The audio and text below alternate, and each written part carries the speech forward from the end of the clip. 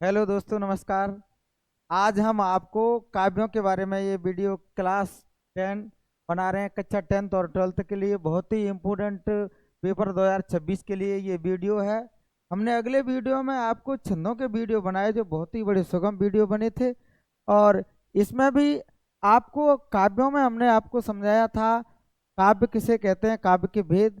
पहले वीडियो में ये काव्यों का सेकंड वीडियो है, आप इसमें देखेंगे कि काव्य और प्रबंधक काव्य से इसे लिया गया है। तो ये कैसे है, आप बड़े ध्यान से समझें। तो आपका प्रश्न है, प्रबंधक काव्य किसे कहते हैं, इसके भेद या प्रकार लिखिए। किसके हैं आपके प्रबंधक काव्य के। ये प्रबंधक काव्य कौन से काव्य का भेद होता है। मैंने पिछले वीडियो में आपको बताया था कि ये श्रव्य काव्य के भेद होते हैं दो। एक आपका होता है प्रबंधक काव्य। कौन सा काव्य होता है, प्रबंधक काव्य। और एक आपका होता है मुक्तक काव्य, मुक्तक काव्य। तो आज हम प्रबंधक काव्य के बारे में आपको समझाएंगे। तो ये प्रश्न वही है कि प्रबंधक काव्य किसे कहते हैं, इसके भेद लिखिए। आंसर में है कि ऐसी पदबद्ध रचना जो छंदों की तारतम्यता में अच्छी तरह बंधी रहती है। किस में बंधी रहती है, छंदों की तारतम्यता में अच्छी तरह बंधी रहती है और पूर्व प्रसंग से युक्त होती है। कैसे प्रसंग से, ये आपकी पूर्व प्रसंग से युक्त होती है। कैसे प्रसंग से होती है, पूर्व प्रसंग से युक्त। और ये पूर्व प्रसंग से मुक्त होती है। ये मुक्त काव्य क्यों कहा जाता है, क्योंकि ये मुक्त होती है और ये युक्त होती है। इसमें पूर्व प्रसंग और पहले और पीछे का प्रसंग है वो जुड़ा रहता है, उसकी तारतम्यता होती है। तो ऐसी पदबद्ध रचना जो छंदों की तारतम्यता में अच्छी तरह बंधी रहती है और पूर्व प्रसंग से युक्त होती है, तथा जिसमें जीवन की विभिन्न झांकियां, प्रसंग आदि प्रस्तुत किए जाते हैं, उसे प्रबंधक काव्य कहते हैं। जिसमें आपकी जीवन की क्या की जाती हैं, झांकियां। जैसे कि आपका प्रबंधक काव्य के अंतर्गत महाकाव्य आता है। तो महाकाव्य में रामचरितमानस है। अब रामचरितमानस के अंदर जटायु की कथा है, सबरी की कथा है। ये जो कथाएं हैं वो जीवन की विभिन्न झांकियां और प्रसंग हैं। इसलिए इसे कैसा काव्य कहते हैं, प्रबंधक काव्य कहते हैं। एक बार और सुन लीजिए। ऐसी पदबद्ध रचना जो छंदों की तारतम्यता में अच्छी तरह बंधी रहती है और पूर्व प्रसंग से युक्त होती है, तथा जिसमें जीवन की विभिन्न झांकियां झांकियां और प्रसंग आदि प्रस्तुत किए जाते हैं, उसे प्रबंधक काव्य कहते हैं। इसे क्या कहते हैं आप, प्रबंधक काव्य कहते हैं। प्रबंधक काव्य के भेद। अब प्रबंध काव्य कितने प्रकार का होता है, आपका भेद लिख सकते हैं, प्रकार लिख सकते हैं।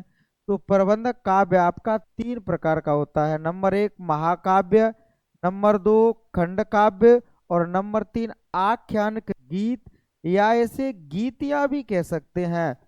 आख्यानिक गीत या गीतियां भी इसे कह सकते हैं। तो प्रबंधक काव्य के आपके तीन भेद होते हैं, महाकाव्य, खंड काव्य और आख्यानिक गीत।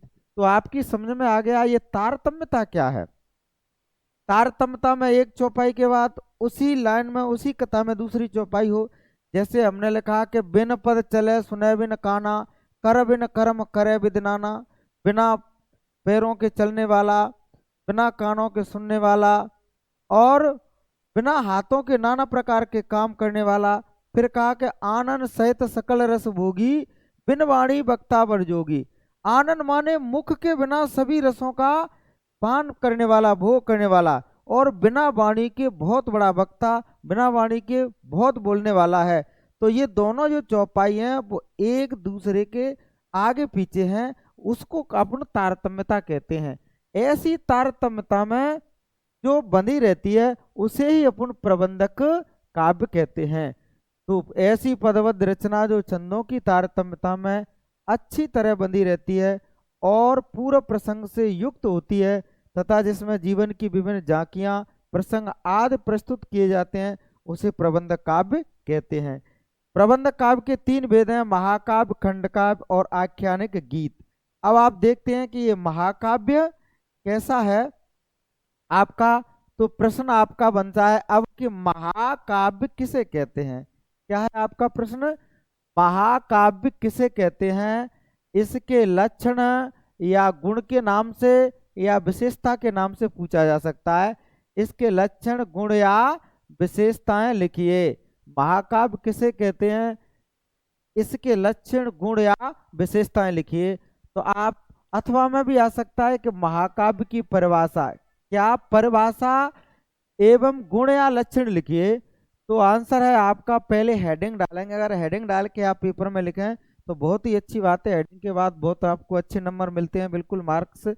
तो ऐसी पदबद्ध रचना जिसमें किसी महान व्यक्ति के संपूर्ण जीवन का, कैसे जीवन का है, संपूर्ण जीवन का वर्णन होता है तथा जिसका नायक महान चरित्र एवं उदार मन वाला, महान चरित्र वाला, उदार मन वाला होता है और उसका उद्देश्य कैसा हो, महान हो, उसे महाकाव्य कहते हैं। तो एक बार और सुनिए, ऐसी पदबद्ध रचना जिसमें किसी महान व्यक्ति के संपूर्ण जीवन का वर्णन होता है तथा जिसका नायक महान चरित्र वाला, कैसे वाला होता है, महान चरित्र वाला एवं उदार मन वाला होता है और उसका उद्देश्य महान हो, उसे महाकाव्य कहते हैं।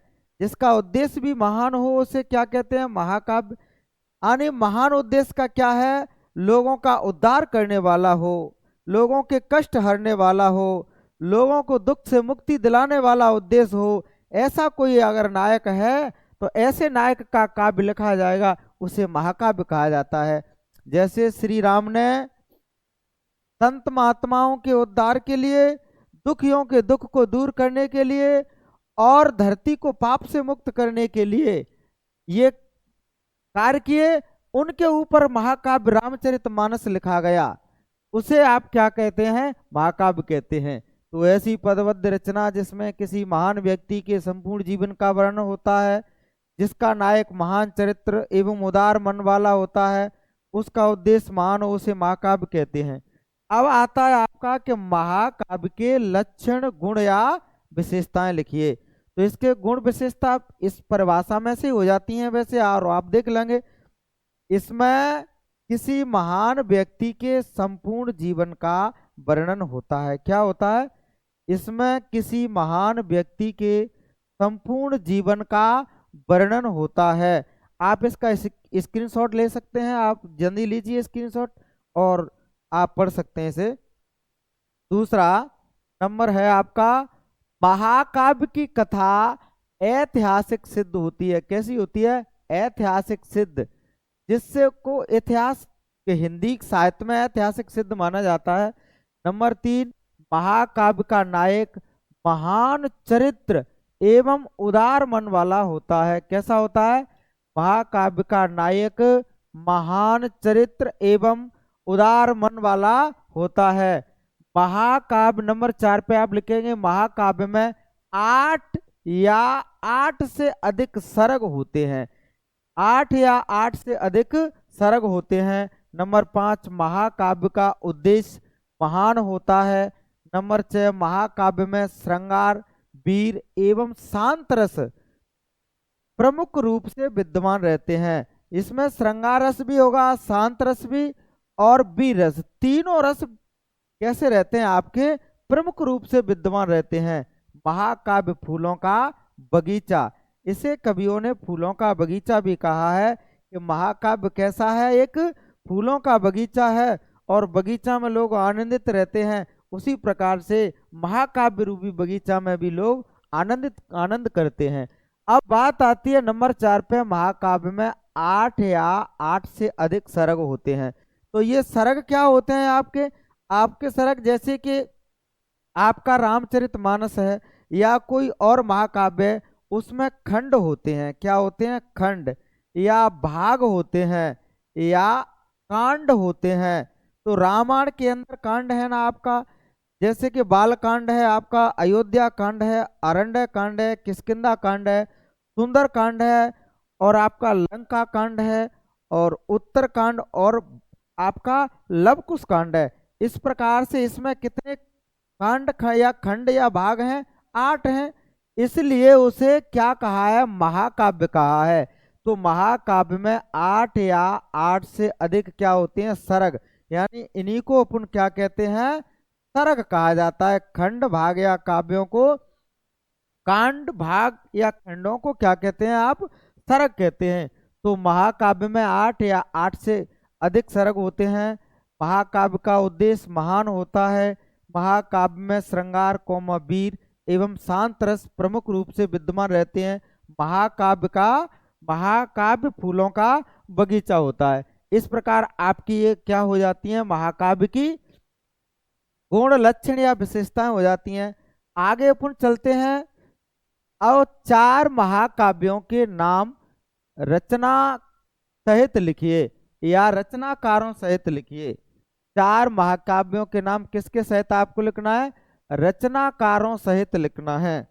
रचनाकारों के सहित लिखना है आपको। रचनाकारों सहित लिखिए। आपका प्रश्न है कि 4 महाकाव्यों के नाम रचनाकारों सहित लिखिए। किसके सहित लिखना है आपको? रचनाकारों सहित। या अथवा आ सकता है हिंदी के 4 महाकाव्यों के नाम कवियों सहित लिखिए। महाकाव्यों के लिखने वाला रचनाकार या क्या होता है? आपका कवि होता है। तो चलिए आप देख लेते हैं। यहाँ उत्तर में है 4 महाकाव्यों के नाम एवं रचनाकार। इसी प्रकार से आपको आपके पेपर में लिखना है हेडिंग डाल के। तो महाकाव्यों के नाम एक तरफ लिख लेते हैं, दूसरी तरफ रचनाकार, या आप लिख सकते हैं कवि। रचनाकार या कवि। तो यहाँ है देखिए नंबर 1 रामचरितमानस। रामचरितमानस का क्या होता है? तुलसीदास जी ने लिखा। किसने लिखा? रामचरितमानस। अब यहाँ बच्चे गलती कर देते हैं कभी कभी, रामचरित्र ऐसे लिखते हैं। तो ये वाला त्र नहीं, ये वाला त होना चाहिए। तो आपका ये सही है शब्द है रामचरितमानस। रामचरितमानस किसने लिखा? तुलसीदास जी ने। नंबर 2 साकेत। साकेत किसने लिखा? मैथिली शरण गुप्त ने। नंबर 3 कामायनी। कामायनी किसने लिखी? जयशंकर प्रसाद ने। नंबर 4 महाभारत। महाभारत किसने लिखा? वेद व्यास ने। अभी आपको याद करना है रामचरितमानस किसने लिखा? तुलसीदास ने। नंबर 2 साकेत। साकेत किसने लिखा? मैथिली शरण गुप्त ने। नंबर 3 कामायनी किसने लिखी? जयशंकर प्रसाद ने। नंबर 4 वेद, महाभारत किसने लिखा? आपका वेद व्यास ने। तो चलिए आपने एक बार याद करें, मैं मिटा देता हूं, अभी याद करना है। नंबर 1 पे क्या है? रामचरितमानस। तो रामचरितमानस किसने लिखा है आपका? रामचरितमानस किसने लिखा? रामचरितमानस लिखा है आपका तुलसीदास ने। किसने? तुलसीदास ने। और साकेत किसने लिखा? फिर से लिख देते हैं अपन, तुलसीदास ने लिखा है। किसने लिखा? तुलसीदास ने। साकेत किसने लिखा है? मैथिली शरण गुप्त ने। किसने लिखा? मैथिली शरण गुप्त ने लिखा है। और कामायनी किसने लिखी है? जयशंकर प्रसाद ने। जयशंकर आपकी प्रसाद ने कामायनी को लिखा। महाभारत किसने लिखा? वेद व्यास जी ने आपका महाभारत लिखा। इस प्रकार से आपको तुरंत ही याद कर लेना है। रामचरितमानस तुलसीदास ने, साकेत मैथिली शरण गुप्त ने, कामायनी जयशंकर प्रसाद ने, और महाभारत वेद व्यास जी ने आपका लिखा है। अगला अपन चलते हैं और आगे देखते हैं ये आगे क्या है। ये आपका 4 महाकाव्यों के नाम रचना सहित हो गए, रचनाकारों से। तो आपको याद रखना है, इधर का मिटाल के फिर इधर का भी याद कर सकते हैं। चलिए आप, मैं पूछता हूँ, तुलसीदास जी ने कौन सी रचना लिखी है? रामचरितमानस। वेद व्यास जी ने क्या लिखा है? महाभारत। जयशंकर प्रसाद ने क्या लिखा है? कामायनी। मैथिली शरण गुप्त ने क्या लिखा है? आपका साकेत लिखा है। चाहे इधर से भी पूछ सकता है या इधर से किसी तरह भी पूछ सकता है। तो आपको ये याद कर लेना है। आगे चलते हैं अपन। आगे देखिए, आगे आपका प्रश्न है खंड काव्य। ये महाकाव्य हुआ। अब आपका खंड काव्य आता है कि खंड काव्य किसे कहते हैं, इसके गुण, लक्षण या विशेषताएं लिखिए। अभी आपने किसके विषय में जाना था? महाकाव्य के विषय में। अब आपका आ गया प्रश्न खंड काव्य। तो प्रश्न है खंड काव्य किसे कहते हैं, इसके गुण लक्षण या विशेषता लिखो। आंसर है जिस काव्य में किसी महान व्यक्ति के जीवन की किसी एक घटना, किसका, किसी एक घटना का वर्णन होता है तथा जिसमें 7 या 7 से कम सर्ग एवं एक ही छंद होता है, उसे खंड काव्य कहते हैं। इसमें 7 या 7 से कम सर्ग होंगे। मैंने सर्गों के विषय में आपको वाल बता ही दिया कि सर्ग किसे कहते हैं, खंड को। सर्ग क्या होता है, भाग। सर्ग क्या होता है, कांड। और इसमें कितने होते हैं, 7 या 7 से कम होते हैं। और छंद कितने होते हैं इसमें, छंद सिर्फ एक ही होता है। तो यहाँ है जिस काव्य में किसी महान व्यक्ति के जीवन की किसी एक घटना का वर्णन होता है तथा जिसमें 7 या 7 से कम सर्ग एवं एक ही छंद होता है, उसे खंड काव्य कहते हैं। एक बार और सुन लें। जिस काव्य में किसी महान व्यक्ति के जीवन की किसी एक घटना का वर्णन होता है तथा जिसमें 7 या 7 से कम सर्ग एवं एक ही छंद होता है, उसे क्या कहते हैं, खंड काव्य कहते हैं। अब आपका आता है खंड काव्य के लक्षण या गुण या विशेषताएं लिखिए। प्रवृत्तियां भी पूछ लेता है, प्रवृत्तियां लिखो। क्या प्रवृत्तियां, प्रवृत्ति लिखो इसकी। तो प्रवृत्ति के नाम से भी इसे पूछ लेता है। लक्षण गुण विशेषता प्रवृत्ति एक ही बात है। तो चलो इसके बारे में भी आपको पता चला। तो आपका नंबर 1 है कि इसमें किसी महान व्यक्ति के जीवन की किसी एक ही घटना का वर्णन होता है। किसका होता है, एक ही घटना। और महाकाव्य में संपूर्ण घटना का वर्णन होता था, जीवन की संपूर्ण, जन्म से लेकर के मरने तक होता था। और इसमें नहीं, इसमें जैसे कि आपकी पंचवटी है, तो पंचवटी के अंतर्गत जो अपना सीता हरण का प्रसंग था और शूर्पणखा का जो प्रसंग था, वह पंचवटी के अंदर आया। बस इतनी सी घटना है, वो खंड काव्य हो जाएगी। और रामचरितमानस में, पूरे महाकाव्य में राम का जन्म हुआ, उनकी शादी हुई, वनवास गए, वन में ऋषियों का अवतार किया, रावण वध किया, राजपाट का करके, और उसमें ही देहांत हो गया। तो वह महाकाव्य होता है। तो चलो अपन खंड काव्य की बात कर रहे हैं। इसमें किसी महान व्यक्ति के जीवन की किसी एक ही घटना का वर्णन होता है। नंबर 2, खंड काव्य में एक ही छंद होता है। कैसे, कितना, एक ही छंद, एक ही घटना का वर्णन और एक ही छंद होता है। नंबर 3, इसमें 7 या 7 से कम सर्ग होते हैं। देखिए परिभाषा ही आ गया, परिभाषा से ही 7 या 7 से कम सर्ग होते हैं। इसमें आ गया किसी जीवन की एक घटना का वर्णन होता है, और इसमें आ गया एक ही छंद होता है। तो इस परिभाषा में से ही आपकी प्रवृत्तियां, गुण या लक्षण या विशेषताएं बन जाती हैं। नंबर 4, इसमें श्रृंगार, शांत या वीर रस में से कोई एक रस प्रमुख रूप से विद्यमान रहता है। इसमें तीनों रसों में से कोई एक रस विद्यमान रहता है, और महाकाव्य में तीनों ही रस विद्यमान रहते हैं। ये इसमें आपने अंतर जानेंगे। तो आपका ये हो गया कि जिस काव्य में किसी महान व्यक्ति के जीवन की किसी एक घटना का वर्णन होता है तथा जिसमें 7 या 7 से कम सर्ग एवं एक ही छंद होता है, उसे खंड काव्य कहते हैं। खंड काव्य के लक्षण, गुण, विशेषता या प्रवृत्ति। नंबर 1, इसमें किसी महान व्यक्ति के जीवन की किसी एक ही घटना का वर्णन होता है। नंबर 2, खंड काव्य में एक ही छंद होता है। नंबर 3, इसमें 7 या 7 से कम सर्ग होते हैं। नंबर 4, इसमें श्रृंगार, शांत या वीर रस में से कोई एक रस प्रमुख रूप से विद्यमान रहता है। आप आगे देखते हैं, नंबर 5 भी है इसमें विशेषता। खंड काव्य फूलों का गुलदस्ता होता है। और महाकाव्य क्या होता है, फूलों का बगीचा। और खंड काव्य क्या है, फूलों का गुलदस्ता होता है। खंड काव्य क्या है, फूलों का गुलदस्ता है। इस प्रकार से अगला प्रश्न आपका आता है कि 4 खंड काव्यों के नाम रचनाकारों सहित लिखिए। अथवा में आ सकता है 4 खंड काव्यों के नाम कवियों सहित लिखिए। ये हमने पुस्तक में लिख दिया है, रचनाकार या कवि।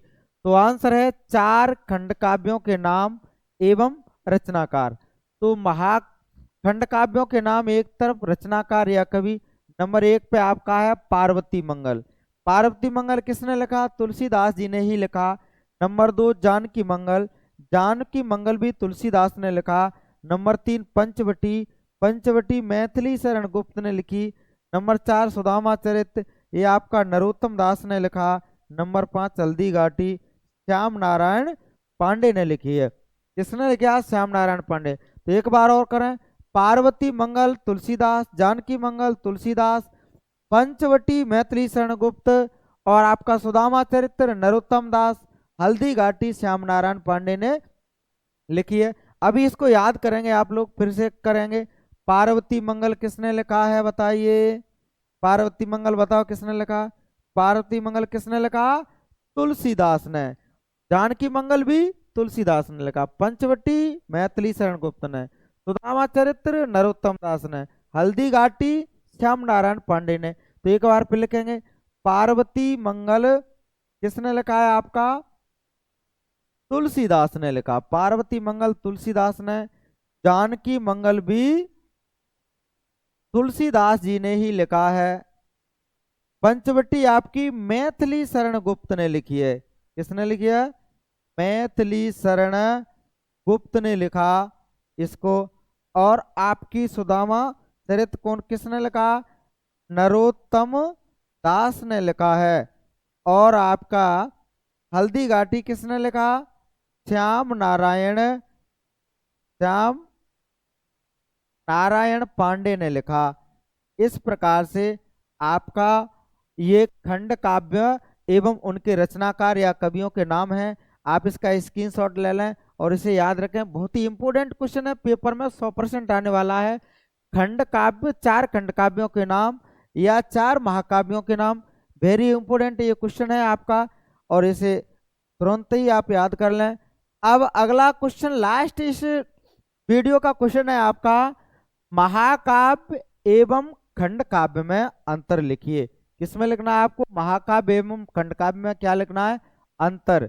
तो चलिए, महाकाव्य एवं खंड काव्य में अंतर, ये आपको हेडिंग इस प्रकार से डालना है और ये योजक चिन्ह लगा करके आपको लिख देना है। एक तरफ महाकाव्य डाल दिया और दूसरी तरफ आपका खंड काव्य है। इनके गुण लक्षण या विशेषता थे, उन्हीं में से ये आपका अंतर बनता है। तो आप देख लीजिए, इसमें किसी महान व्यक्ति के संपूर्ण जीवन का वर्णन होता है। कैसे जीवन का? संपूर्ण जीवन का। और इसमें किसी महान व्यक्ति के जीवन की किसी एक घटना का वर्णन होता है। इसमें किसी महान व्यक्ति के संपूर्ण जीवन का वर्णन होता है। इसमें किसी महान व्यक्ति के जीवन की किसी एक घटना का वर्णन होता है। नंबर 2, इसमें 8 या 8 से अधिक सर्ग होते हैं और इसमें 7 या 7 से कम सर्ग होते हैं। इसमें कितने होते हैं आपके? 8 या 8 से अधिक सर्ग, और इसमें 7 या 7 से कम सर्ग होते हैं। महाकाव्य में अनेक छंद होते हैं और खंड काव्य में एक ही छंद होता है। कितना? एक ही। और इसमें कितने होते हैं? अनेक छंद होते हैं और खंड काव्य में एक ही छंद होता है। महाकाव्य फूलों का बगीचा होता है और खंड काव्य फूलों का गुलदस्ता होता है। इस प्रकार से आपका अंतर है। एक बार और सुने, इसमें किसी महान व्यक्ति के संपूर्ण जीवन का वर्णन होता है। इसमें किसी महान व्यक्ति के जीवन की किसी एक घटना का वर्णन होता है। नंबर 2, इसमें 8 या 8 से अधिक सर्ग होते हैं। इसमें 7 या 7 से कम सर्ग होते हैं। महाकाव्य में अनेक छंद होते हैं और खंड काव्य में एक ही छंद होता है। महाकाव्य फूलों का बगीचा होता है, खंड काव्य फूलों का गुलदस्ता होता है। तो साथियों, हमारे वीडियो को इस प्रकार से देखते रहिए। आपको ये अच्छा वीडियो लगा हो तो लाइक और शेयर करें। आप हमारी वीडियो को देखते रहिए। कक्षा 10 एवं 12 के लिए तैयारी के लिए हिंदी में आपको सभी ग्रामर के पूरे वीडियो मिलेंगे और आप अच्छे से देखते रहिए। ये मैं गारंटी के साथ कहता हूँ कि जो मैं आपको पढ़ा रहा हूँ उसमें से एग्जाम में से बाहर नहीं जाएगा। ये 100% सही है। आप थैंक यू, धन्यवाद सो मच।